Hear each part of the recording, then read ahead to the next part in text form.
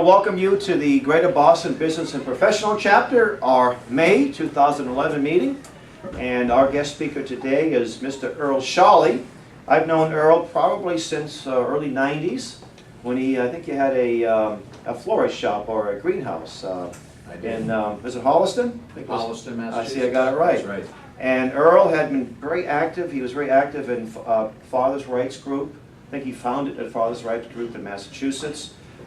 He ran against Barney Frank for Congress, and unfortunately he didn't win, or else he wouldn't be sitting here. Oh, he might be sitting here, hopefully, and hopefully he might consider doing that again.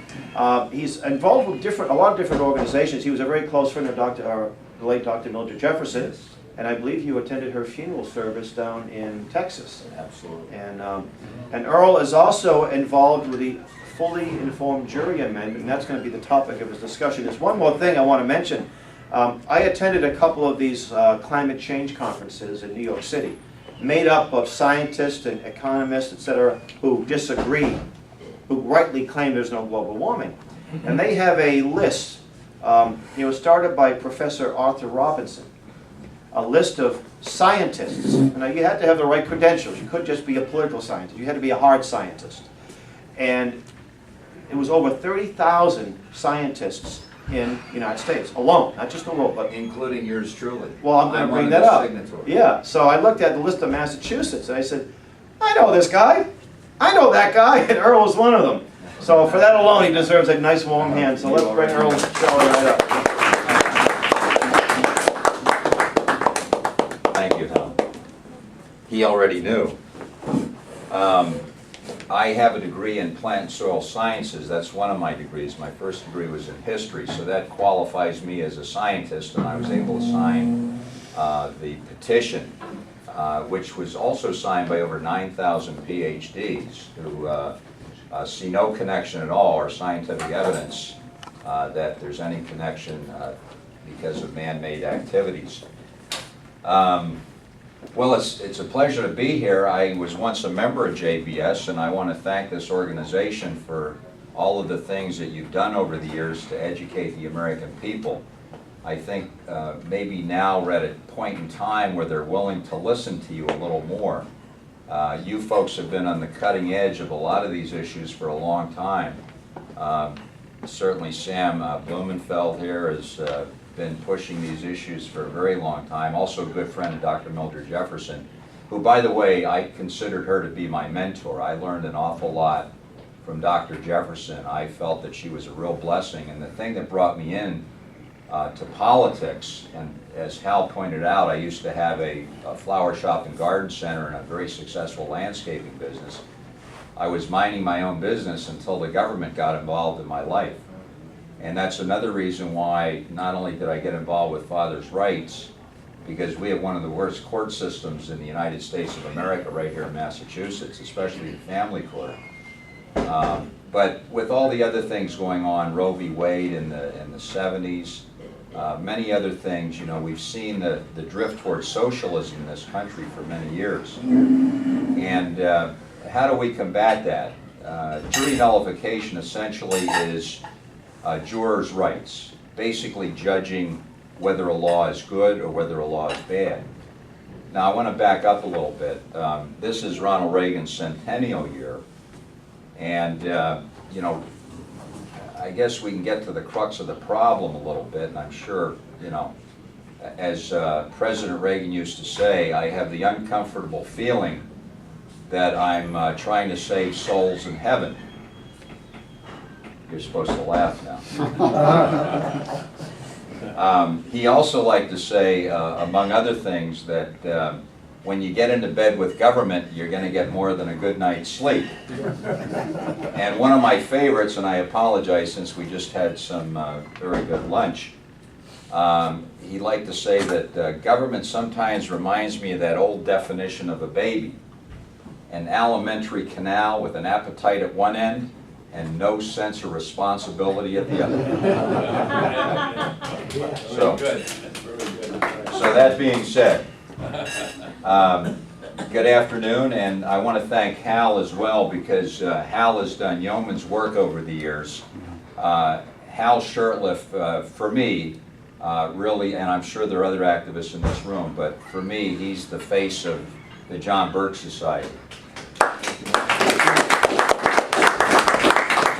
Sorry for the John Birch Society. Every time I'm at an event, lo and behold, I run into Hal Shurtleff. He's got a table set up, and he's selling books and literature, distributing free literature. And speaking of that too, I have a lot of literature here that I brought with me. Everything is free except for the books. And there's some other information here, something that I have when I was running. My pledge to America.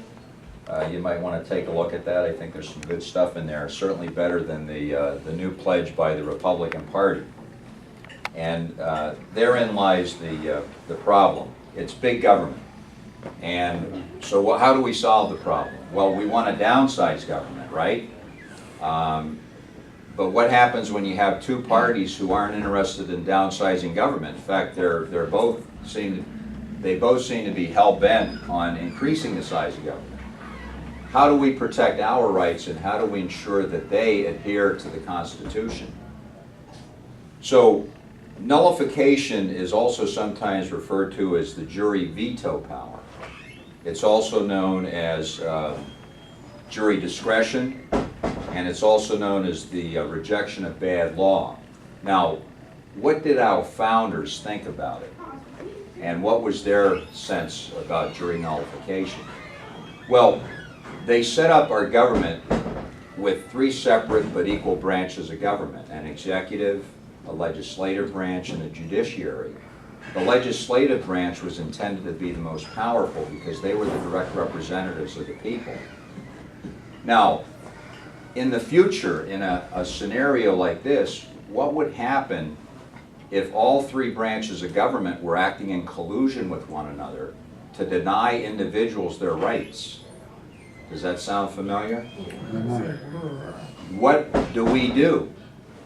Well, they intended to be a fourth branch of government. And that fourth branch of government is the power of the juror to determine whether a law is a good law or a bad law. And not only judging the facts of the case, but making a decision based upon their conscience of what they know is right and wrong, on what that law, either it should be amended, either it should be rejected, or it should be sustained.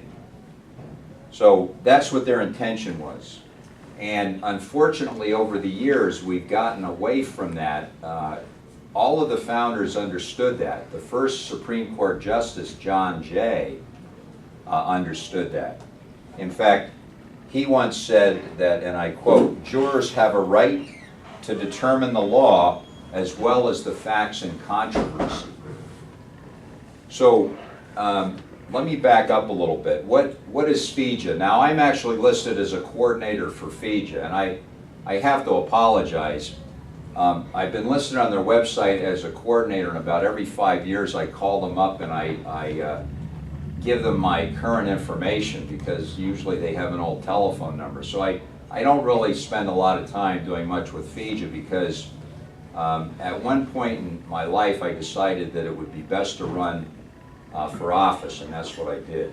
So I've been running for office for a long time. Like the brochure says, don't just stand there, run. I just thought that would be a better use of my time and my talents. Well, I guess I'm not destined to become an elected official, because it seems that there are many individuals who have a propensity to undermine my efforts, including the rhinos in the Republican Party, and I'm sure you all know what a rhino is, so I probably don't have to explain it to anybody in this room. FIJA is the national organization, and it stands for Fully Informed Jury Association, and it's basically a national organization of individuals who are trying to inform people, enlighten people as to what their rights are as jurors.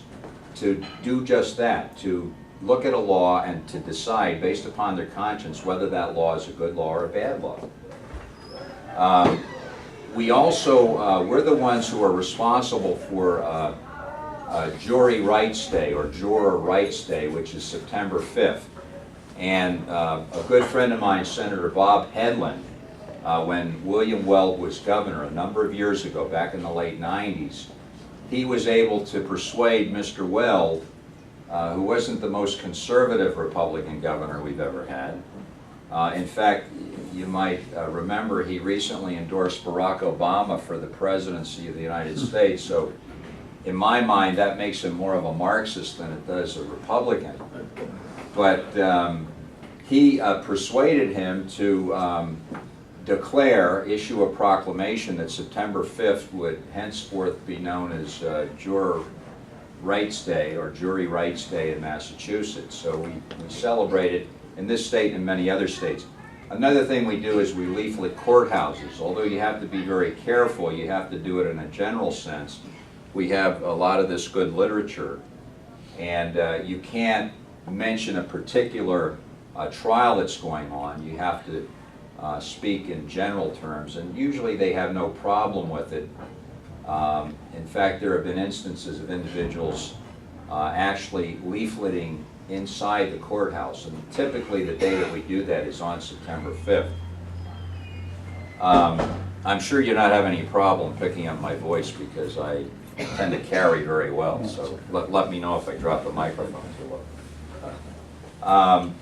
Another thing that we want, you know, you've heard that phrase, tell the truth, the whole truth, and nothing but the truth.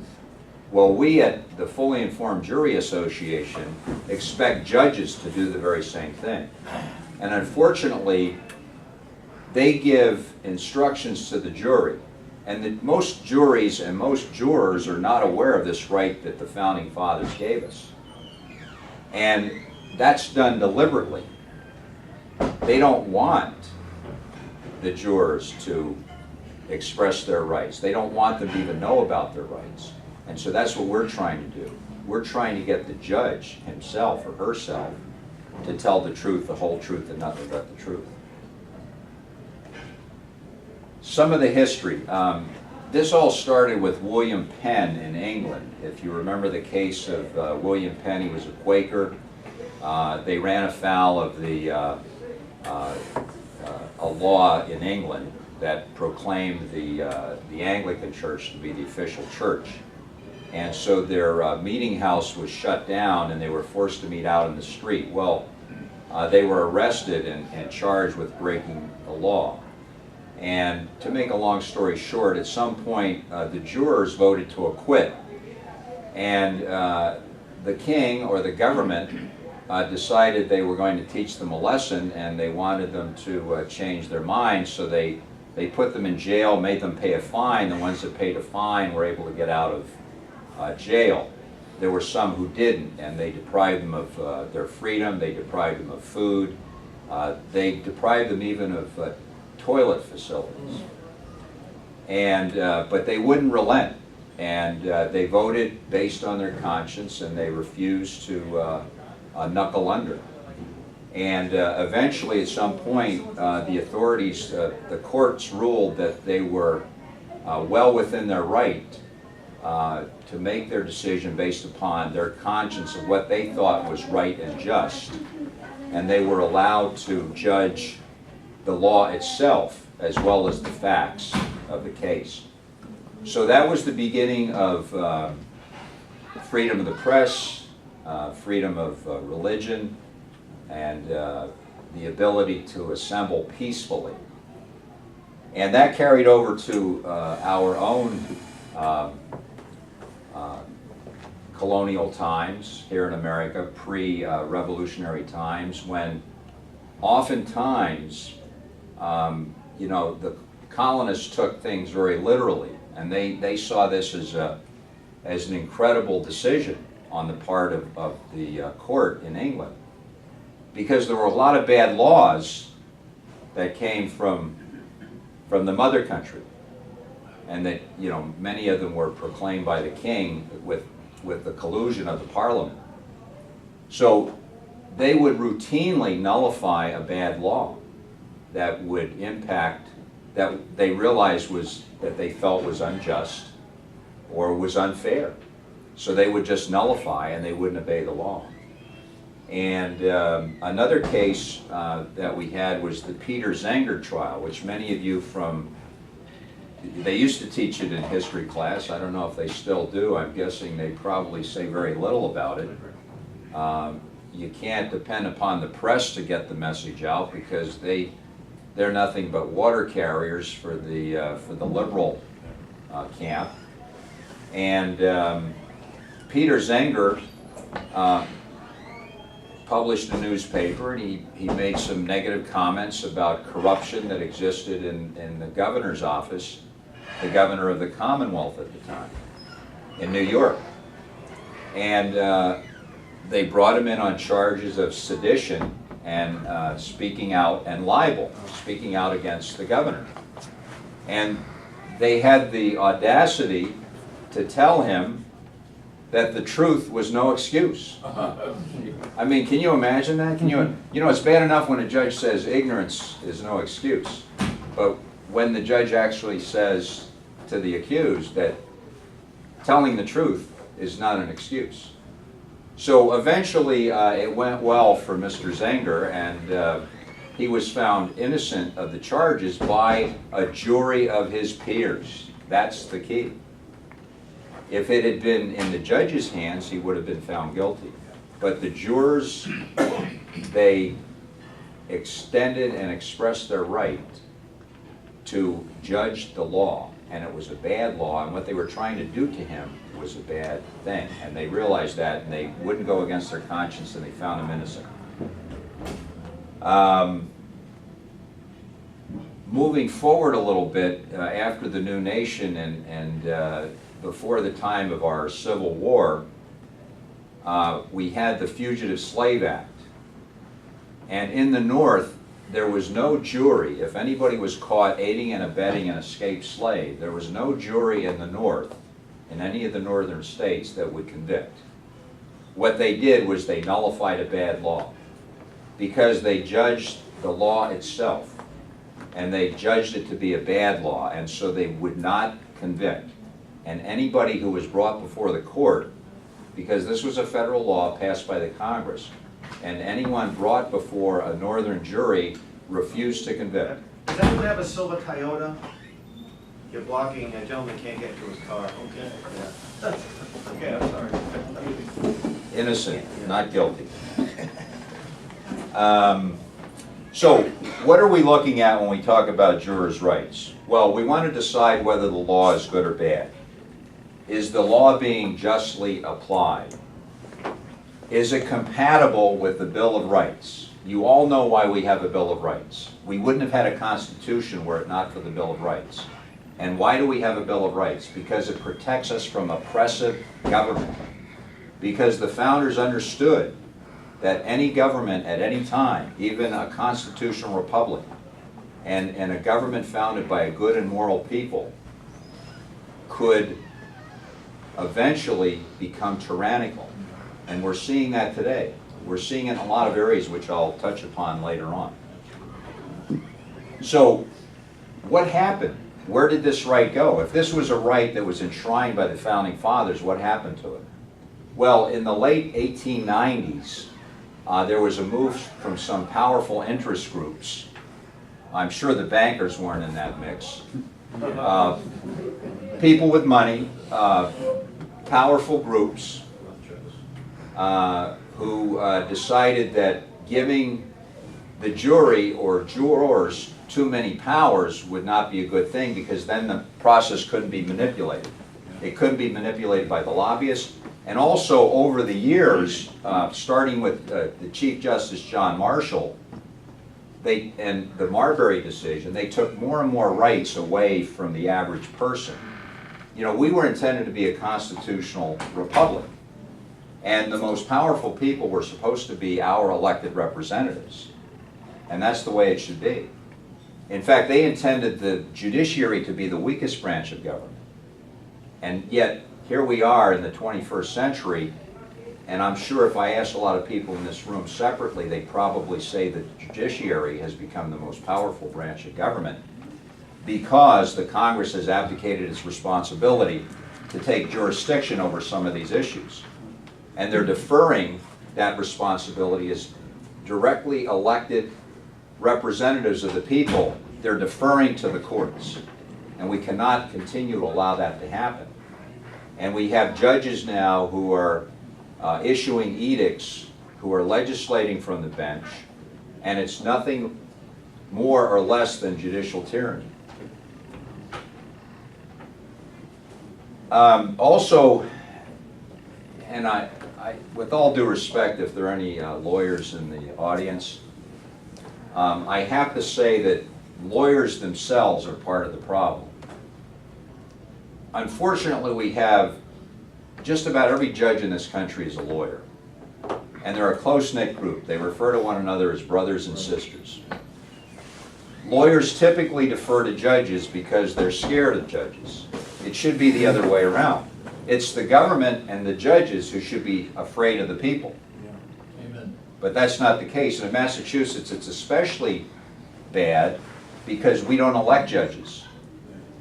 We have no way to get rid of a bad judge in this state, and the last time a judge was impeached in Massachusetts was a very long time ago, and now they want to get rid of the governor's council because there are 2 independent Republicans and they have 2 independent Democrats, and typically they have a 4-4 vote with only the lieutenant governor to break the tie.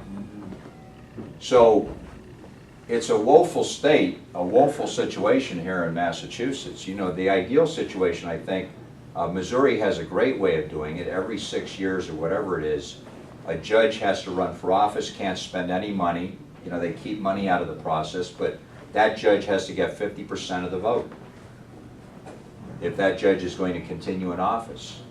And if 50% of the people don't approve of that judge's performance, that's it, he's out, he's off the bench. And we need to do something like that here in Massachusetts. I got off on the tangent a little bit, but lawyers are definitely a part of the problem. They should be our last line of defense. Well, they're not. So our last line of defense is jury nullification. And it's up to us to spread the word, because this is very important, and it's going to become even more important in the future. Let me just give you some of the quotes from some people. I already quoted Mr. Jay, who was our first Supreme Court Justice. This was a letter that Thomas Jefferson sent to Thomas Paine. And this is what he said, and I quote, "I consider trial by jury as the only anchor yet devised by man, which a government can be held to the principles of the Constitution." Hamilton, Alexander Hamilton, "Jurors should acquit even against the judge's instructions, if exercising their judgment with discretion and honesty, they have a clear conviction that the charge of the court is wrong." Adams, John Adams, "It is not only his right but his duty to find the verdict according to his own best understanding, judgment, and conscience, though in direct opposition to the direction of the court." So I think it's pretty clear where the Founding Fathers stood on a juror's right to judge the law, as well as the guilt or innocence of the accused. And I might add that 3 of these men, Jefferson, who founded the University of Virginia and the University of Virginia Law School, Adams, and Jay were all lawyers. So they understood, they had an understanding of the law and how it worked. Okay, so why is this so important today? I alluded to that, I mentioned that a number of times, I believe. And I said early on that what happens when you have, look at the situation that we just had before this last election. We had 2 branches of Congress controlled by the Democrats. We had the House controlled by Nancy Pelosi and Barney Frank. We had the Senate controlled by Harry Reid. And we had the White House controlled by Barack Obama. And we have a court that's pretty much split, with Mr. Kennedy being the swing vote, and you never know which way he's going to go. And now Mr. Obama has had a chance to appoint 2 new members of the Supreme Court. So unfortunately, we have two political parties who at times seem to be hell-bent on growing government rather than reducing it. Now, my definition, I don't know what your definition of limited government is, but my definition of limited government is downsizing it by about 50%.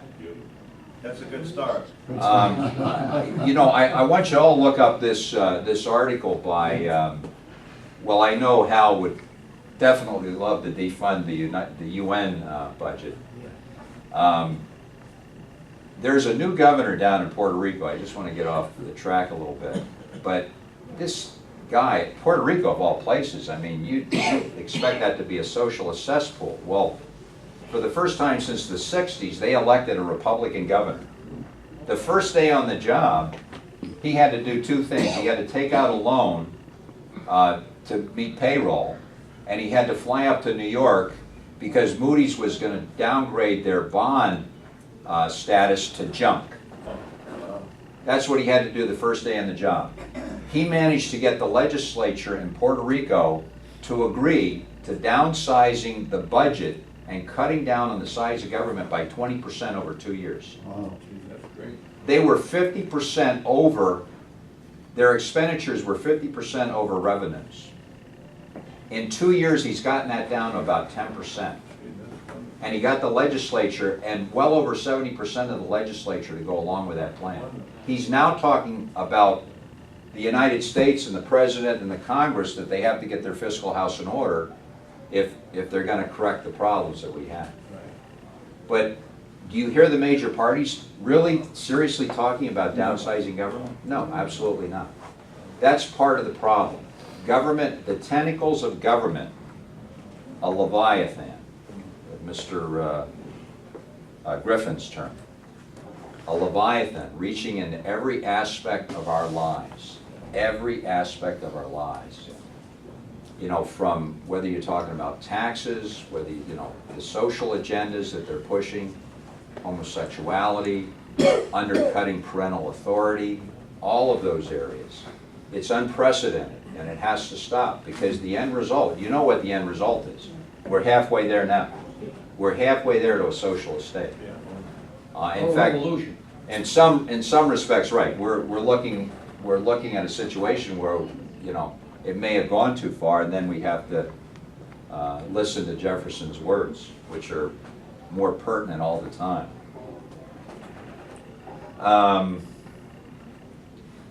So all of these special rights, you know, as Americans, we believe that we have individual rights. There are no special rights, but we're seeing more and more each year, as each year goes by, more and more groups are applying and getting special rights in our country. That's wrong. There are a lot of social agendas. The only way to really combat them is turn off the spigot. And to do that, you got to cut taxes drastically, and you have to reduce the size of government tremendously, and that's at all levels. You know, and Ronald Reagan once said that there is a fourth branch of government. It's the great bureaucracy. And he said in many instances, these people, these civil servants who have been in office for 20, 30 years, have more power than our elected representatives. And that's a big part of the problem. And the only way to address that problem is to greatly reduce the size of government. The legal aristocracy. Does anybody in this room know what our percentage of the population in America is? Population of the world. The percentage of population that we have. 5%, less than 5%. Exactly. Now, does anybody know what percentage of the world's lawyers we have? We're about 5%. Well, the last time I checked, it was 70%. We have 70% of the world's lawyers. Japan, which is a country half of our size and dwindling in population because of demographics and the aging of their population and the low birth rate, they graduate twice as many engineers with 1/2 the population as we do. That's where we should be sending our kids, not the law school, but the engineering school. They're making a lot of mischief, and they're making a lot of money off the rest of us. It's been said by some that fully every product and service that you buy in this country, 15 cents of every dollar goes to legal costs somewhere up and down the line. 15%, I can believe that, 15%. In other countries, it's less than 1%. In England, it's about 2%, they say, because they like to litigate over there. But, you know, we take it to an extreme here in this country. That's an issue that has to be addressed. I've always felt that it's a great conflict of interest when you have lawyers, essentially, you know, over 50% of the Congress is lawyers. And many of the people, I know people in the State House, I've heard them many times, people who weren't lawyers would tell me that they deferred to someone so-and-so who's a lawyer. I've even heard Bob Hedlund say that. Well, I refer to my friend, you know, Bruce Tarr, who's a lawyer. He knows about these things better than I. Well, I think we need to get that idea out of our heads, and we need to have people, we need to start electing not legal beagles, but we need to start electing people who have a love and appreciation and a respect for the Constitution, and people who have common sense, and people who are interested in life, liberty, and limited government. That's what we need. Judicial tyranny, I mentioned that earlier. Judicial tyranny, it's becoming a real problem. Judges do what they want to do in this state, and of course we have a democratic legislature. We have a one-party system in Massachusetts, and they ignore the will of the people. We have this great procedure called petition initiative, referendum, constitutional question that we can get on the ballot. And what happens? They ignore the will of the people anyway. They do what they want to do. We have to address these issues. The way to address these issues is through jury nullification. We say to the judge, no, this is a bad law. And we have to understand that the most powerful person in the courtroom is not the judge. The most powerful person in the courtroom is you, the juror. That's why it is so important for you, if you get a call to perform jury duty, you can't turn it down because you have an opportunity to impact this process. We have a lot of bad laws. We have a lot of bad laws in Massachusetts. And I fell afoul of one of those laws a long time ago. And I've been fighting the system ever since. And you know, they say that the biggest motivator in politics is moral outrage. Well, I'll tell you, everybody in this room should be morally outraged because of not only what's happened in our great country and our great republic, but what's going on in this Commonwealth of Massachusetts. Because I believe that not only do we have the worst court system in the United States of America, but I believe that we have one of the most corrupt governments in the United States of America. And I would put us right up there with Illinois, Louisiana. You got to keep Rhode Island in there. New Jersey, that's getting cleaned up by Mr. Christie. And New York sometimes is on that list.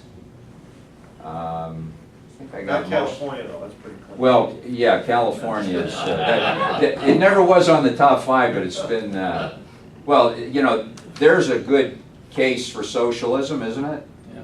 California's a real good case. My mother lives in California. And by the way, I'm a lifetime member of the NRA, so is my mother. My mother's 83. She's probably listened to every segment of Rush Limbaugh twice. And that's how I keep fully informed. She's my fully informed jury association. And she reminds me all the time what's right and what's wrong. And Mom is also a gun show vendor on weekends.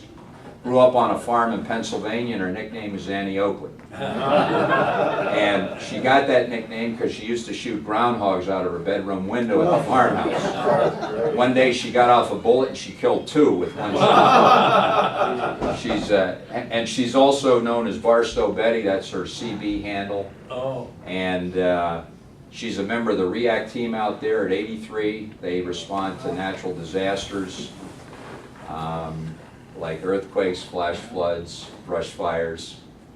She's amazing and another real blessing in my life.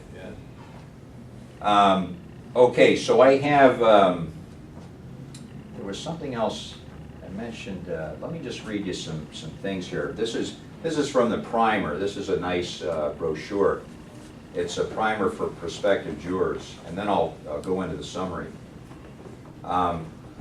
Okay, why should you read this? First, because jurors are always morally responsible for their verdict.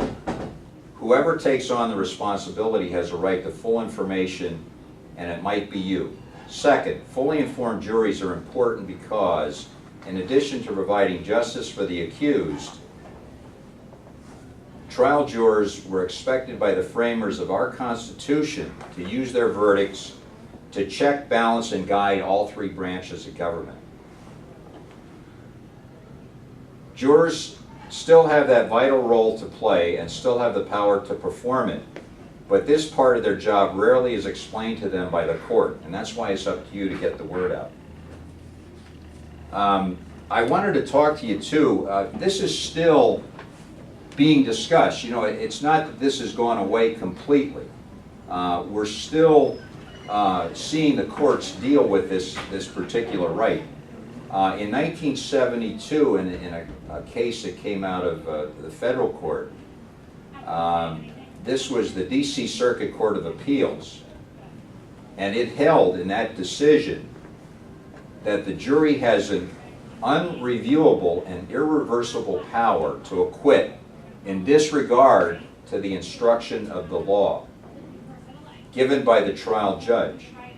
The pages of history shine upon instances of the jury's exercise of its prerogative to disregard instructions of the judge, for example, acquittals under the fugitive slave law. So the court, many of the judges are very well aware of this right and how important it is. Yet they downplay it or they don't say anything, and most jurors do not know what their rights are in this regard. All right, I think I had one more quote that I wanted to share with you.